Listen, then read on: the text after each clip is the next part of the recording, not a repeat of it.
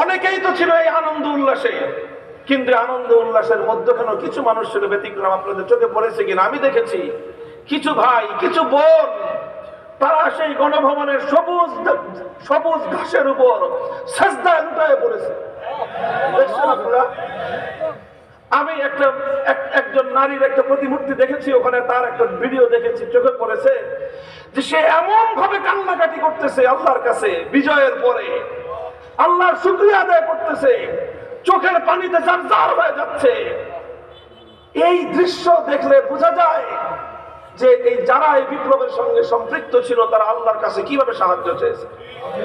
বিজয়ের পরে যারা এরকম শুকরিয়া আদায় করতে পারে চোখের পানি ছেড়ে, তারা বিপদের সময়ে তারা কেমন চোখের পানি ছেড়ে আল্লাহর কাছে সাহায্য চেয়েছে। বুঝেন না এই কথাটা? বিজয়ের পরে যে এইভাবে কান্নাকাটি করে শুকরিয়া আদায় করতে পারে, তাহলে বিপদের সময় সে কিভাবে কান্নাকাটি করে সাহায্য চাইছে।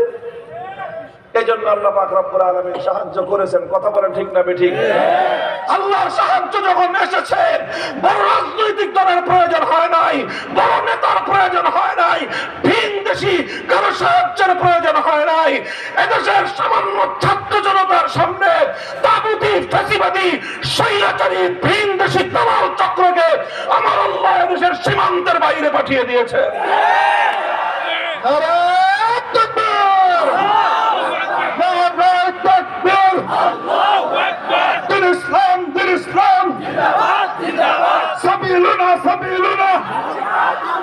তন্ত্রমন্ত্রের দিন শেষ, খেলাফতের বাংলাদেশ, দিল্লি না ঢাকা, ভারতের দালালেরা হুঁশিয়ার সাবধান।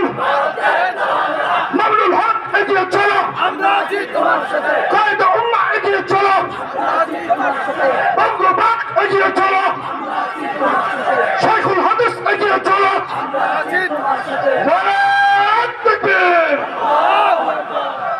ভাই, এই জাতির মায়েরা তো এখনো আবু সাঈদদের মতো সন্তান জন্ম দেয়। আপনি কি বলতে চান এদেশে সম্ভব না? তো কোন দেশে সম্ভব? এদেশের মায়েরা নিজেদের যুবক সন্তানদেরকে বিপ্লবের সময় বলেছে, যাও বাবা বিদায় দিলাম, দেশকে জনগণকে জুলুমের হাত থেকে মুক্ত করে ঘরে ফিরবা। তো যেই দেশের মায়েরা হাসি মুখে সন্তানদেরকে যুদ্ধের মাঠে পাঠাতে পারে, যে দেশের মায়েরা হাসি মুখে নিজেদের সন্তানদেরকে আবু সাঈদদের মতো রণাঙ্গনে পাঠাতে পারে, যে দেশের মায়েদের গর্ভে আবু সাঈদদের মতো সন্তান জন্ম নেয়, সেই জাতি যদি চেষ্টা করে আল্লাহর দ্বীনের জন্য, আল কোরআনের রাজ গড়বার জন্য বিপ্লব আনতে পারে, বিপ্লব আনতে পারে তারাই।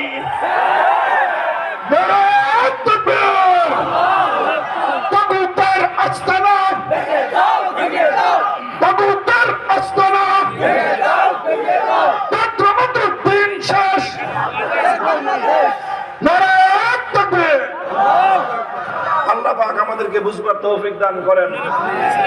নিজেদেরকে প্রস্তুত করি আমরা ইনশাআল্লাহ। কথা বলেন ঠিক কিনা? আমরা আমাদের কদম উঠাই, সাহায্য করবেন কে? আমরা পথ চলতে শুরু করি, গন্তব্যে পৌঁছাবেন কে? কাজে আল্লাহর উপর ভরসা রেখে, অবিচল আস্থা এবং বিশ্বাস রেখে সামনের দিকে কদম উঠাই। সব কিছু দেখা শেষ, সারা দুনিয়া জুড়ে ইসলামের যেই নতুন নবজাগরণ শুরু হয়েছে, খোরাসান থেকে সিরিয়া পর্যন্ত মুসলমানরা আল্লাহর দ্বীন পরিপূর্ণভাবে বিজয়ী করে কোরআনী শাসন ব্যবস্থা প্রতিষ্ঠা করে ফেলেছে। আরে ভাই, করে ফেলেছে ইনশাআল্লাহ না? বলেন আলহামদুলিল্লাহ। এটা এখন আর ইনশাআল্লাহর যুগ না, এটা আলহামদুলিল্লাহর যুগে আছি আমরা। কথা বলেন ঠিক না বেঠিক?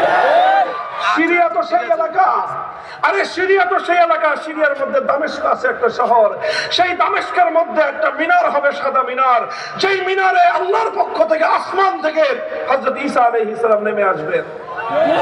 সেই মিনারাও তো মুসলমানদের হাতে চলে আসছে। সেই দামেস্কে ইসলাম কায়েম হয়ে গেছে, সেই সিরিয়াতে ইসলাম কায়েম হয়ে গেছে।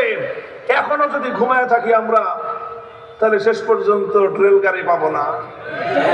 দিন বিজয় হয়ে যাবে ইনশাআল্লাহ। আল্লাহর দ্বীনের বিজয়ের দিন আসতেছে, রুখবার সাধ্য কারো নাই। ফিলিস্তিন বিজয় হবে, বাইতুল মুকদ্দাসে হেলালি নিশান উঠবে, জেরুজালেমের বিজয় হবে, ইসরাইলের পতন কেউ ঠেকাতে পারবে না ইনশাআল্লাহ। নারে তাকবীর!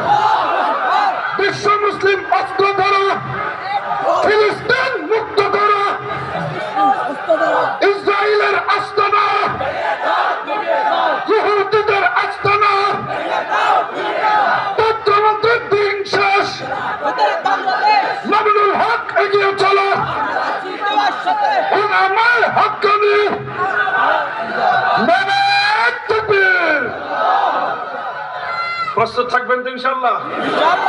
যার যার জায়গা থেকে চেষ্টা করেন, আমরা চেষ্টা করতেছি আলেম ওলামাদের সাথে যোগাযোগ রেখে নিজেদেরকে প্রস্তুত করেন। দুনিয়ার রং তামাশা তো কম দেখা হয় নাই। ওই যে বলেন যে সোনার বাংলাদেশ দেখছেন, নতুন বাংলাদেশ